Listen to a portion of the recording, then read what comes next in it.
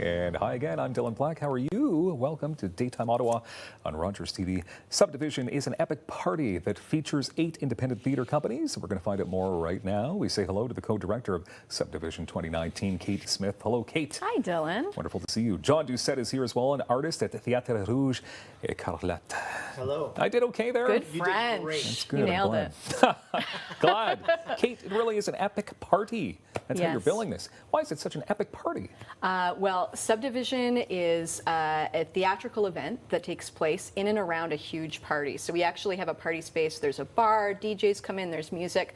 But amongst that, there are a whole bunch of little theater companies that are doing short pieces. And you have to, it's quite an adventure because you have to go out into the space and find them.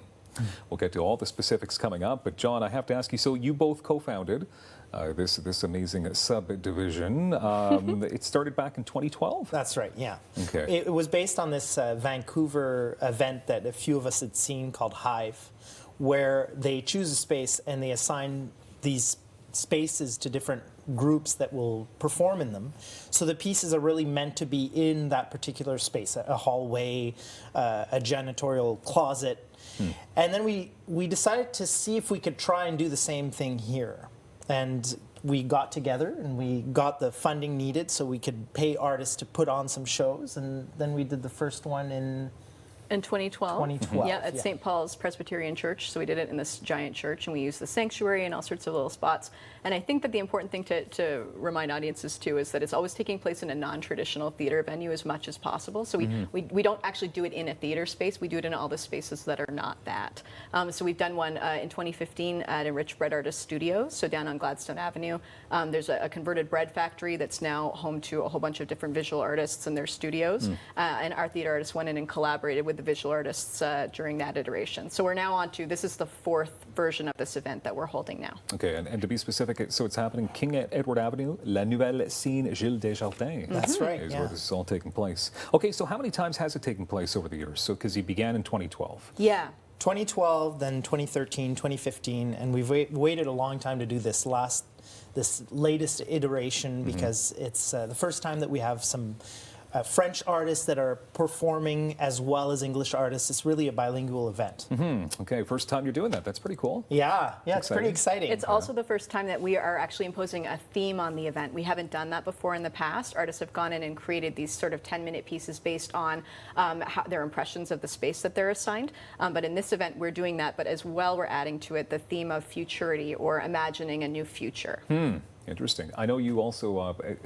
So sorry, how many different plays or shows are going on? So there's eight pieces. There's 8 pieces. They're either 10 minutes long, or some of them are what we call durational. So they actually last for the whole evening. So you can kind of walk in at any point and see what's happening in the show. That there's sort of a slow transition or something interesting happening throughout the whole night. And clearly interactive stuff going on. Yes. Okay. Yeah. Now that's why you also brought. We see great pictures from past subdivisions, but you've actually brought something interactive you're going to do here as well.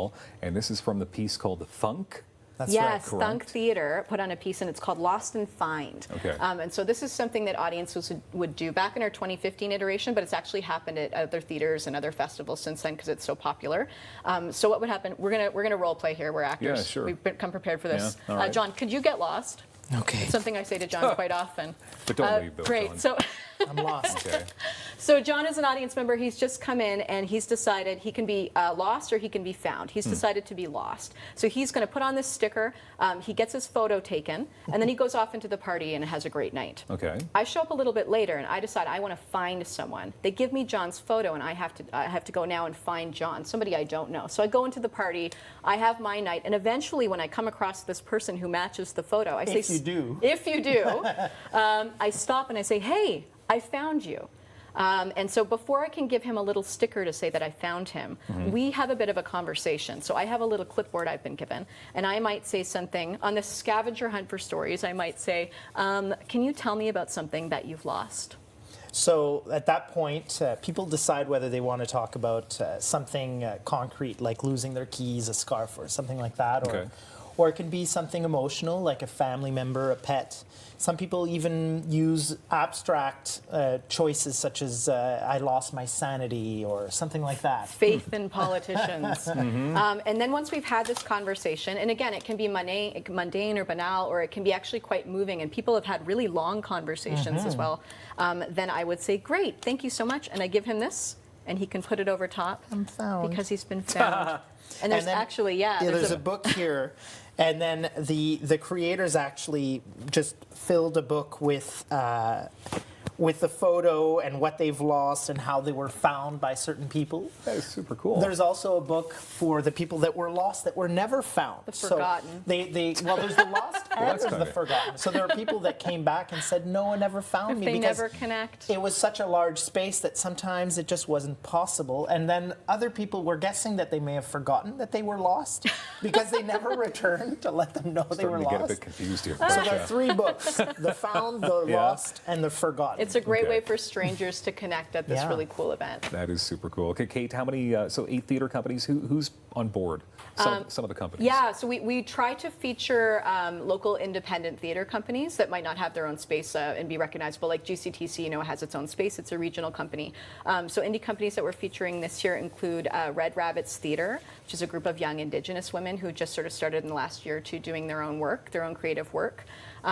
We've got Thunk Theater is back again, doing another sort of interactive, I think they're calling it it's sort of a game performance. We've got John's company is one of the French companies, Théâtre Rouge Écarlate. Écarlate. And can you speak about what piece you're doing? Can you give us some teasers? We're in the loading bay, where there are these strange racks for the chairs that go in the theater. But when you line them up, it creates a sort of very bizarre tunnel that's very small. So we've ended up giving ourselves a tiny, tiny space in this large loading bay to perform for a very small number of audience members. I do have to wrap you up, but it does kick off on the 14th to the 16th. It's called the Subdivision. Thank you very much, guys. Thank you. Thanks, Looks like it's a lot of fun. Go check it out. More daytime coming up in moments on Rogers TV.